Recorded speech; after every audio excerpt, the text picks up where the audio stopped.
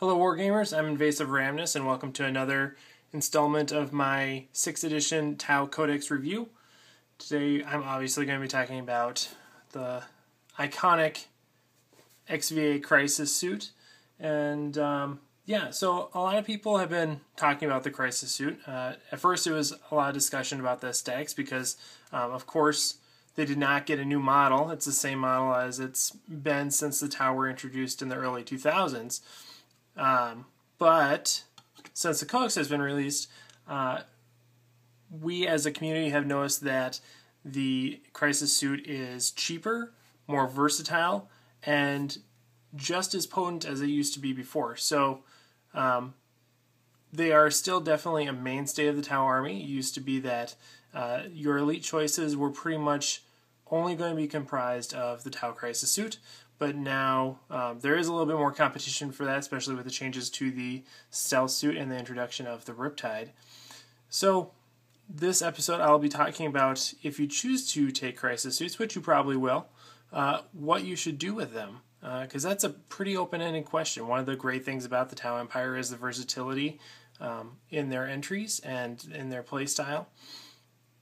And Crisis suits really embody that. So there's a lot of different options that you can take, and I will address some of them point by point in this video. So just like before, Crisis suits have three hardpoints, even though they're not technically described as such. You can take up to 3 weapons or supporting systems. Before, you were required to fill all 3, but now you are no longer required to do that. So if you wanted to take a Crisis suit with just a plasma rifle, you could do that. Personally, I wouldn't recommend that because the points efficiency for that one plasma rifle is pretty low. I'm not sure why I'm spinning this model completely around. That doesn't make a lot of sense. But you could take one weapon on a suit if you wanted to, but it loses some of the value, obviously, when you're buying a suit and not filling it to its full capacity as far as weapons or utility systems are concerned. So I would recommend always at least filling 2 points, if not 3 points of the suits with options. Now, on that note, it's not a clear-cut choice as to what you should take, especially since now multi-trackers and black sun filters are now standard on suits. They come automatically, and so that's great because now you don't have to worry about the black sun filter being sniped out of your unit, and all suits automatically come with multi-trackers, which means that they can fire 2 weapons in the shooting phase. Not in Overwatch, mind you, but during the shooting phase they can fire 2 weapons. So that is that's a great package that the Crisis suit starts out with in this edition. So which weapons should you take? I've already talked about the plasma rifle here. Another popular choice is the plasma rifle. You have a burst cannon option and a flamer option and fusion blaster options. And there aren't really any bad choices.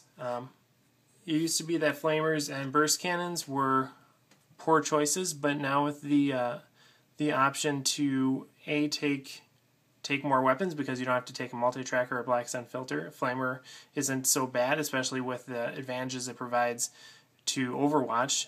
Rolling a D3, you're guaranteed at least 1 hit as opposed to rolling any number of D6s and hoping for a 6. You're not guaranteed to get a hit with a plasma rifle, but you are guaranteed a hit with a flamer. So if you're thinking defensively, a flamer can be really nice. Burst cannons with their increased output, being Assault 4, are now slightly more viable as well. And fusion blasters have always been kind of a balls to the wall all-in option. You can either take them as a twin linked option as on this model, or you can do a Helios pattern with plasma rifle and fusion blaster, which is particularly spec'd for anti-MEQ. But as a whole, like I said, there aren't very many poor options. They're all good for different circumstances and different playing environments. So really my recommendation would be to take what you think would be fun to take, because obviously it's a game and it's supposed to be fun. But if you're looking to be more competitive, you would probably want to take something that's better suited towards who you're most commonly playing against. If you don't have a particular feeling about that, the trusty old plasma rifle missile pod combo is great. A lot of people are talking about doing a twin link missile pod and plasma rifle now, seeing as they can have three options, or three weapon systems and still fire two at the same time. And if you twin link the missile pod, not only do you have increased accuracy with the missile pod, but you also can fire all your weapons at the same time, seeing as you still technically only have two weapons, the missile pod and the plasma rifle. So that's definitely a strong general use configuration, is the twin link missile pod and plasma rifle. Personally, I'm debating on either running that or doing missile pod, plasma rifle, and flamer, just because of the assault deterrent aspect of that. But again, to summarize, there aren't any poor choices, but there are definitely some that you're going to see more on the table than others, and that's the plasma rifle and missile pod. As far as twin linking is concerned in general, I know I just mentioned that a lot of people are thinking about using missile pods twin linked.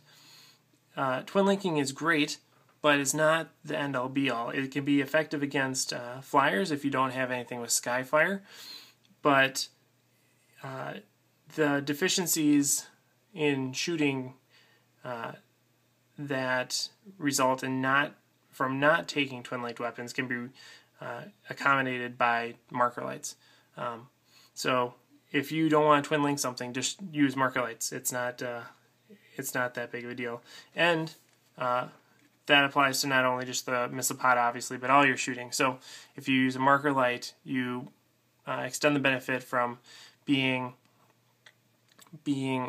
just benefiting your missile pod shots, but also benefiting your plasma rifle or whatever else you're shooting at it. Granted, one marker light hit is more extensive than twin linking a missile pod, but it is an option. Okay, so moving on to support systems. There's kind of two different tiers, in my opinion, of the support systems. The second tier are ones that are kind of situational, not really that great, things that you might not want to necessarily take unless you see a really good reason to take them that I'm just not observing here. Possibly something with who you're playing against most frequently or something like that. And the first tier is, as the name would imply, the more beneficial, more generally used options. So I'll start with the second tier and then leave the best for last, effectively. Second tier, the advanced targeting system, which improves your precision shot by 1. So if you're just a standard crisis suit here, you're going to be taking precision shots on rolls of 6s. If you're a commander, then you're going to be taking them on 5s or 6s. That's something that, it's kind of, that could be beneficial at some point, but really if you're going to be using up a slot on your suit, there are far better options, especially for the points. I would not recommend taking that, especially on a standard crisis suit. Shield generators, again, you might as well just take a shield drone. As I talked about in my drones overview episode, shield drones are probably the drone you're going to be taking with crisis suits. Gun drones, while they do offer an additional shot, well, 2 shots technically, they don't have invulnerable save, and the shots that are going to be focused on your iconic and prized crisis suits are not going to be necessarily torrent of fire. You're going to be taking at least a few low AP shots, and so that's where the shield drone really shines. And you could take marker drones, but as I talked about, or I'll talk about in just a second, The drone controller, which would allow the drone to use the controller's ballistic skill, doesn't really improve the ballistic skill much for the drone, for a marker drone, because the standard crisis suit ballistic skill is still only 3, and so you're getting a benefit of 1, but for the cost and for using up a hard point on your suit, you probably want to go with something else besides a drone controller just for these, and stick with taking a couple shield drones in your crisis unit instead. And if you're taking shield drones, then the shield generator isn't really necessary or worth it. Stimulant Injector, again, is something better suited for either a commander or a different type of suit like the Riptide. For these guys, it's not really worth the points to keep them alive.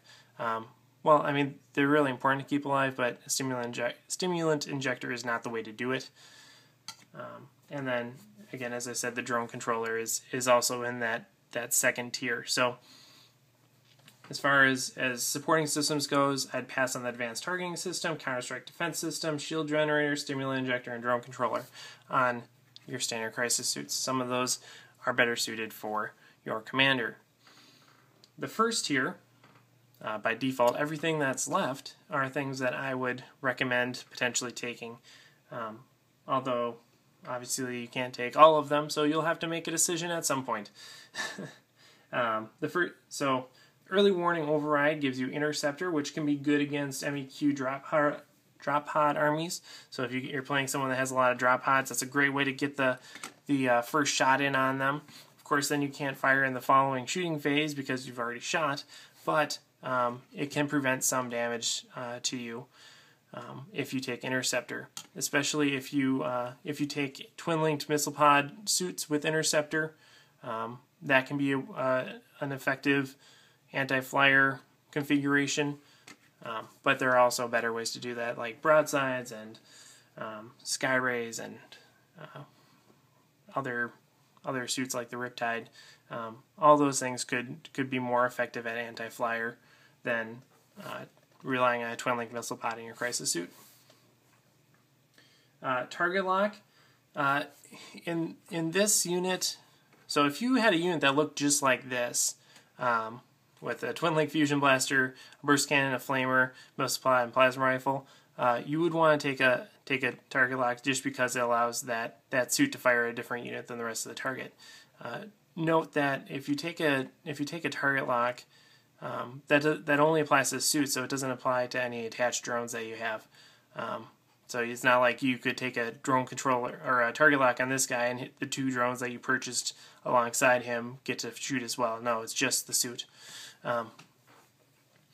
But the target lock so in this unit you would want to have that because you have such a diverse range of weapons that they're obviously not going to want. They're not all geared towards killing the same thing, and so you'd want to be able to maybe shoot this guy over here and these 2 over here, something like that. But in reality, I find that crisis suits teams should be cohesive in their weapon loadout. You don't want, as far as my experience is concerned, having a unit that looks something like this that's just so hodgepodge is not going to be an effective unit. They're not going to have a clear and defined role in your army. You're going to, most of the time, at least one of these suits is just going to be sitting there with, doing nothing, effectively just soaking up your points and wasting your time and effort. So you want to have a unit that's practically all the same. The one exception is, like in a Farsight Enclave Bodyguard, you could mix and match and throw in target locks and stuff because he can have up to 7 bodyguard, and at that point, it would make sense to throw in a couple suits that are a little different in order to deal with different targets once you deep strike in. But I'll talk about more about that when I talk about Farsight in a different video. Retro thrusters allow you to do the hit and run special rule, which can be really great for crisis suits if you don't want to be in combat, which as Tau you do not want to be in combat. So having hit and run can be really effective, though downside with retro thrusters is that it's based off an initiative test. Now, the standard crisis suit just has an initiative of 2, and so that means that you have to roll a 1 or a 2 in order to pass your initiative test, which, you know, when you really need it, probably won't happen just based on your luck, right? So, so if it's just your suits, retro thrusters are unlikely to be effective. However, if you include drones in your unit, they have an initiative of 4, and the test is taken off the highest initiative point. And so, if you take retro thrusters in a unit with drones, then suddenly they become a lot more effective, and therefore they're in my top tier of things that you could take as just a way to avoid getting in combat. But there are many other ways that you can avoid getting into combat just based on your movement and stuff like that. The classic jump, shoot, jump allows a lot of versatility and mobility in your army, and can a lot of the times prevent you from getting into close combat. And the last option is the velocity tracker, which allows you to skyfire.